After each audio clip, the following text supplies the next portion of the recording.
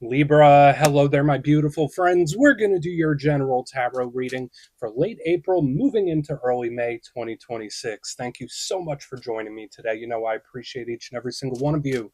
So let's get right down to business, as always, and start you off with an oracle card here, just so we can dip our toes in the energy and see what's happening for the lovely Libra collective. Hope you're all doing fabulous and fantastic, my friends. Let's get it going here. My guide, spirit team, talk to me. What do we got for the beautiful Libra collective in late April, early May? It's Taurus season. What energies, messages, insights can we take a little peek at? And yeah, we're just going to take a real quick look at this first card. Then we'll get into the full reading itself. At the very end, I'll pull you a bonus card from the Shadowland Tarot just to see what might be in the shadows or what shadow work you can lean into, which is always interesting. But let's get it going here. Let's rock and see what we got for Libra in late April, early May. What's the vibe? What's the energy? Let's get this card out nice and quick. What do we got for our good friends? Cool. Okay. So this card I haven't seen in quite a while. So we see this dude and the chick. She's like trying to reach out through the mirror. So there is something about this card that does imply distance. But the main thing I always speak about with this card is, to me, it represents things that we are energetically tied to, or certain things that we give a lot of our attention to. Now, before we fully dive into that, if you're new here, I'll be speaking about the April subscriber surprise towards the end. So you might want to check that out. And also, if you could kindly illuminate that like button by tapping it right on its third eye. You know, I'd greatly appreciate it. But enough of the promo, back to the reading. Let's talk more in depth about this. So, beautiful looking piece of imagery, right? We got this guy standing right here in front of like a window, and this lady is like reaching out, trying to connect from a distance, right? So it can represent any situation involving distance. And I don't want to just put this in the frame of a love reading alone, but this does imply people that care for each other, that there's some sort of separation there or distance. Now, if we are to put that one to the side, I am a firm believer that when it comes to people that are in our lives, situations, memories, and places, we do form energetic bonds, cords, and connections. And that's what this card represents to me, where it's like it doesn't matter the distance, there's still a strong energetic exchange between the two, right? So whether it's a good one, right? Like, I'm not saying all energetic connections are a bad thing, right? Obviously, a lot of them are very beneficial and very good. But whether it's a friend, family member, really close coworker, a place that you really love, there is some sort of energetic tether and connection. So when I see this card, it is spirit asking you to really reflect on that. Like, hey, what am I giving my energy to? What's giving its energy to me? That's an important thing. And just see, like, all right, is there something that's taking more energy than it's giving? Am I giving more than, like, yeah, there could be an imbalance in the energy, but we're just going to put it down right there. Yeah, it also gives me like King of Wands types of energy as well, where it's like about focus. But we're just going to put them down right there. Let's get into tarot. And yeah, I always say that first card, it doesn't make or break the reading. It's just a little footnote. So let's get you 3 tarot cards in the upright. Then we'll get into that intuitive juiciness. Shuffle it up one time here for the lovely Libras. What do we got? And while we get this deck shuffled up and ready to go, let's talk about last week's reading. So it was titled The Massive Wind. Beautiful. And I always say that winds come in all different shapes and sizes, my friends. Sometimes it's monetary, sometimes it's work related, interpersonal relationships. Maybe you just had a couple of really good days. Beautiful stuff. So I hope you had one. And even if not, that reading and that energy could bleed over for a couple weeks. So that was good. That was a nice palate cleanser, a good refreshing energy coming in. But we're going to see what shows up this week. As you know, energy is very fluid, never set in stone. So only take this how it hits for you, because we could be seeing your vibe or somebody else, right? Let's get it going. 3 cards here for the lovely Libras. What do we got? What do we got for the lovely Libras in late April, early May? Cool. Let's take it. Cool. 2 of Cups. Very first card out. Interesting, right? So partnerships could be super important. Okay, we're just going to have to see how this all plays out. But I like the 2 of Cups. Out of all the twos, it is one of the more positive leaning ones. So even if you're not watching this for personal connections and relationships, that's a good sign. It is clarified by the 7 of Wands. Not clarified. The next card over is the 7 of Wands. So interesting mixture. Let's get one more and see what we got. What do we got here for Libra? Okay, 2 of Wands. Very observational. Okay, lots of fire here, my good friends. Lots of fire. So double twos, super important. We are already seeing a couple of themes here that we're going to want to follow the trail of. But let's go through. I'll give you some of the classical meanings and archetypes. Then we'll get into that juicy intuitive stuff. But at first look, first glance, You know me, I love to look at the elements first. I always feel like that's a good place to go because it frames the reading, tells us how comfortable you might be with the energy and how it flows. And this week we have two main elements showing up. We have water and fire. Now, luckily, fire is a very good element in a Libra reading, right? You're an air sign, fire and air. That always works well. It's a good synergy between the two. Um, Now, when it comes to the water, that is the realm of emotions. It's feelings that we have deep within us, things or situations that we're emotionally invested in. It doesn't always have to be just people. Water energy is extremely creative. It's very expressive. It's super imaginative and it thinks outside of the box. So you're like, hey, maybe you're daydreaming a little more. That happens when there's some predominant water energy showing up. And again, yeah, partnerships, that's a big thing. But the downside to water is that sometimes you can get overwhelmed by it, right? Sometimes it's just way too strong and there's nothing I could do about it. And water is always moving and waxing and waning and in and out. So we want to keep an eye. When it comes to fire, again, that's a good, comfortable energy for a Libra because you being an air sign, the energy is very synergistic. But fire is the realm of action. So whether it's the actions you take, the actions other people take, the actions you want to take. I also think of energy levels, vitality, health and wellness. That's a big thing. So whether you're feeling high, feeling a little low, maybe you're feeling in between, that's a good place to be, right? The only downside to fire is that it could be very impulsive and it could be explosive, depending. Now, explosive doesn't mean bad, it's just intense, right? And then obviously, aside from the elements, we got repeating twos, not to mention the two people we saw in the first card. So it's like we already have the 222. So we might need to look out and dig into that numerology a little bit. But let's go through and start building this out piece by piece. Position number one, Two of Cups. Now, as with all twos, including the one on the back, twos can represent partnerships, decisions, choices, being at a crossroads, weighing something like good, bad, like I'm doing the scales, which is a very Libra like thing to do. But the Two of Cups does lean further into the connections. Now, again, it doesn't have to be romantic. This is a card of soul ties, soul connections, people that vibrate on a very similar frequency. So, whether this is a really good friend, a family member, someone you haven't talked to in a while, maybe it is a romantic interest. It could be any and all of those.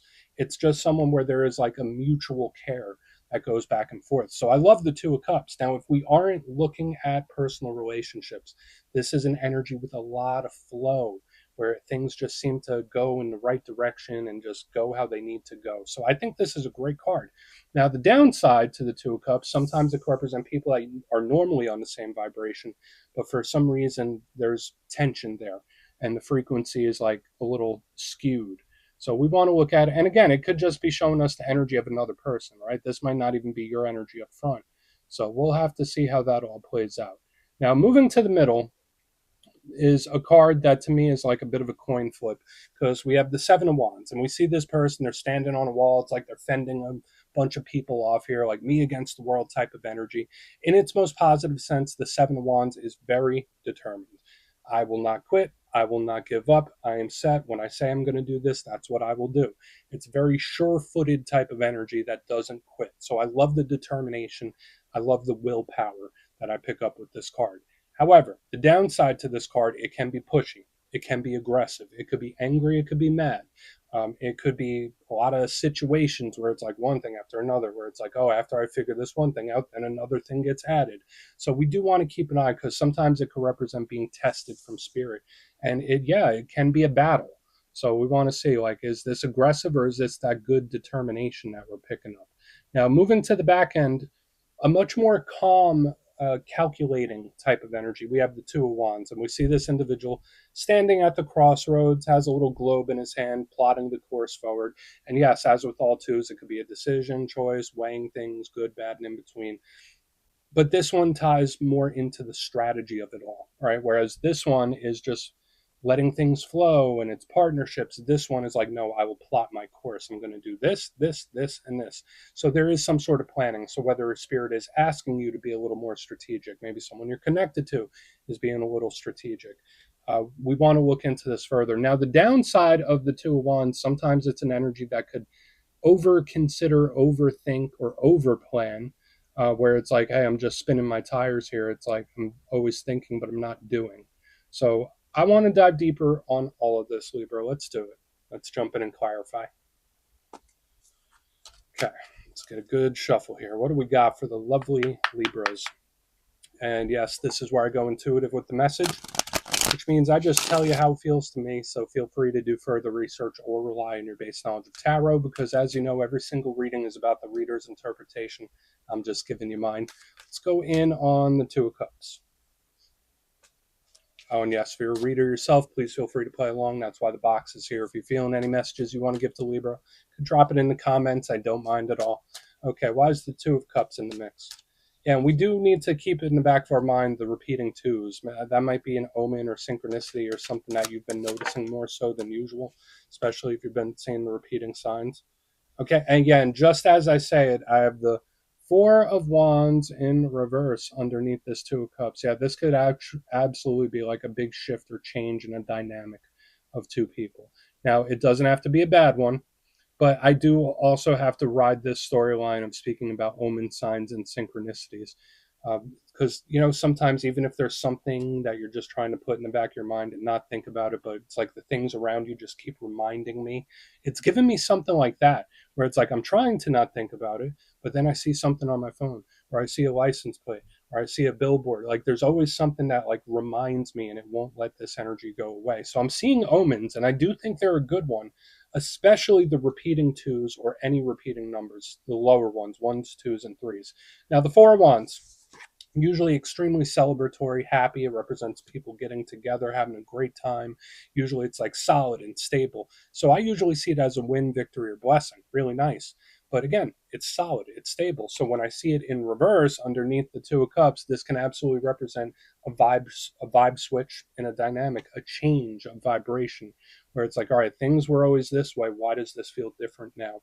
So those are the main two messages I'm getting here, whether it's like omen signs, synchronicities, and reminders of something where it's like I'm trying to keep my mind off it, but I keep being reminded of it.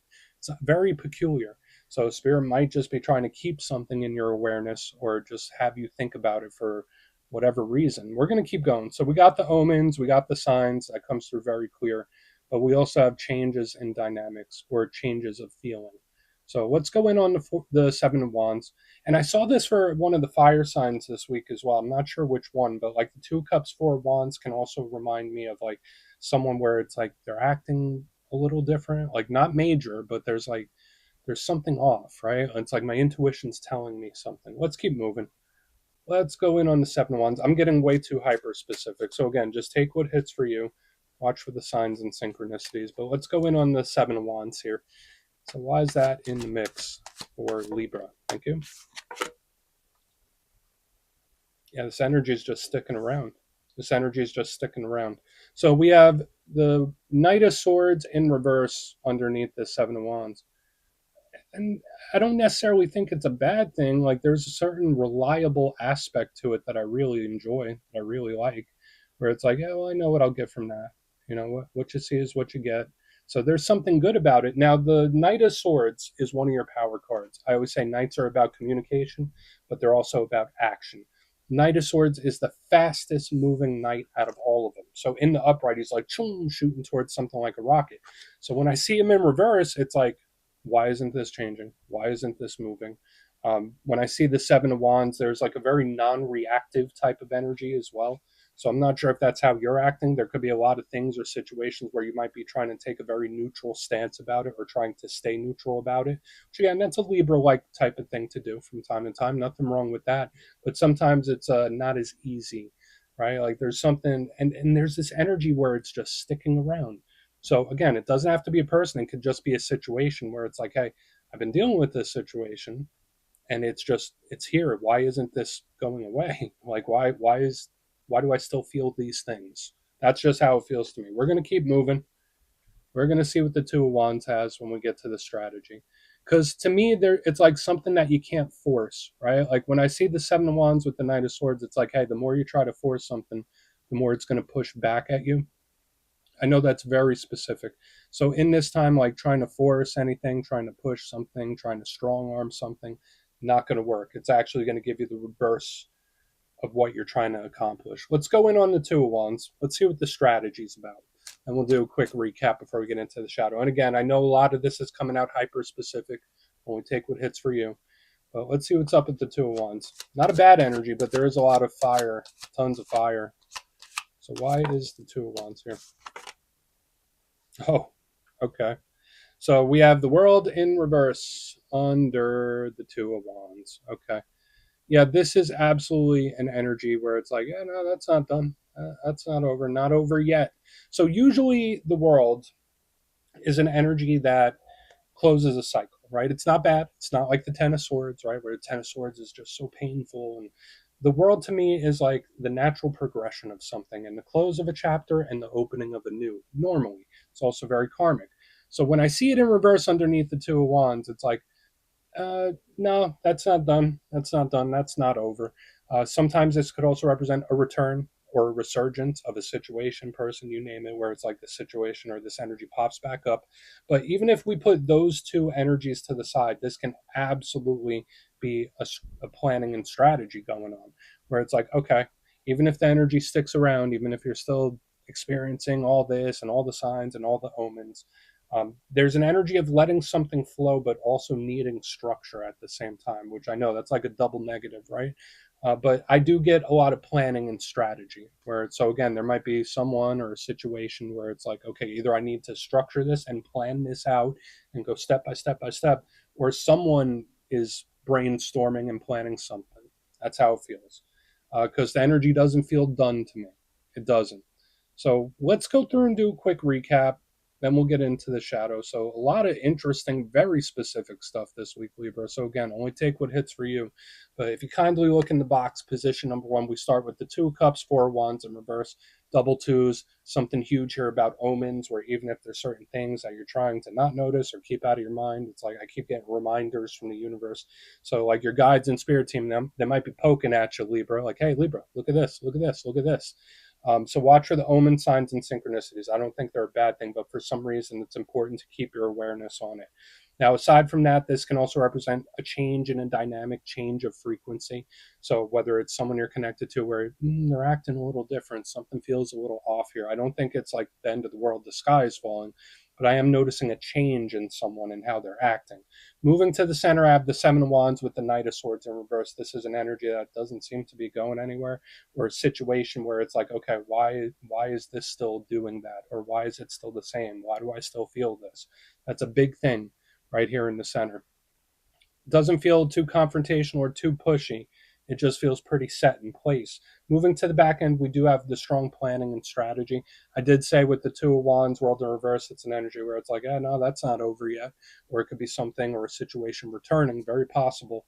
But it is also attacking something in a very planned out, meticulous type of way. So if you are dealing with a situation that's like difficult to move through, there should be steps, like very clear, defined steps that you might need to follow, or someone you're connected to is in the planning phase. Very possible. So please take a screenshot if you want to look into that further.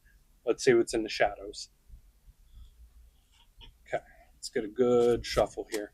And yes, I always like to pull a shadow card at the very end just to see whether it's something within you or something you don't quite see.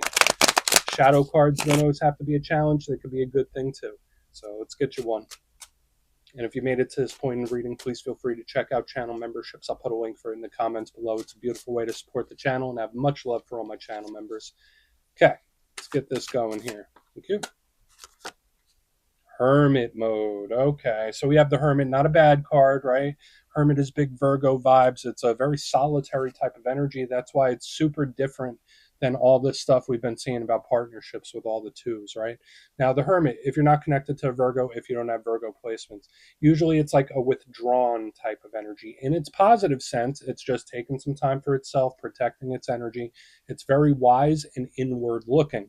So for some Libras, that might be advice where Spirit's like, yeah, just go within there, right? But the downside to the Hermit is sometimes it could feel isolated. Sometimes the Hermit could feel lonely. Sometimes there's a longing there. So just again, watch out for that in this time. I think there's nothing wrong with having a little you time, having your own space, having your own little bubble. But humans are social beings, right? And when I see this Hermit, there's like something I'm missing. So we're just going to leave them right there, my friends. That's what I have for you this week. Don't click away just yet, though. I'm going to give you the details of the April subscriber surprise. If you would like further insight on your situation or you'd like to have a chat with me, you can book a personal session with me at my website, mastermetaphysics.com. But for the April subscriber surprise, we're doing a nice winner's choice once again. At the end of the month, I will choose 3 lucky subscribers to either win their choice of the Gilded Tarot Royale or one of the custom-made crystal pendants from my website, mastermetaphysics.com. So winner's choice. And if you'd like to get your name in for this, it's 2 simple things, as always, my friends. First, you must be subscribed. And second, you can let me know down in the comments, how much do you know about the meanings of tarot cards? Are you an expert reader? Are you a beginner, intermediate? Do you know a lot? Do you know a little? You'll be entered to win. And at the end of the month, the winners will be announced in my posts tab. YouTube changed it. And yeah, that's where it'll be, my friends. Much love, and I'll talk to you soon.